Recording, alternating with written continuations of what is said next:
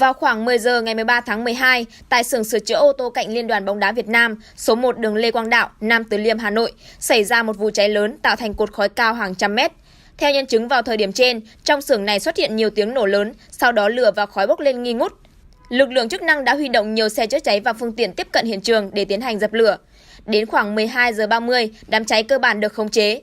Lực lượng phòng cháy chữa cháy tiếp tục phun nước làm mát, dập tắt những tia lửa còn sót lại. Theo chỉ huy lực lượng cảnh sát phòng cháy chữa cháy và cứu hộ cứu nạn làm nhiệm vụ tại hiện trường, vụ cháy đã thiêu rụi và làm sập khoảng 500 m2 nhà xưởng, có ít nhất 2 ô tô đang sửa chữa bị cháy trơ khung, nhiều thiết bị và phụ tùng cũng bị thiêu rụi. Rất may vụ cháy không có thương vong về người. Lực lượng công an quận Nam Từ Liêm đang tiến hành các bước cần thiết để điều tra nguyên nhân vụ cháy.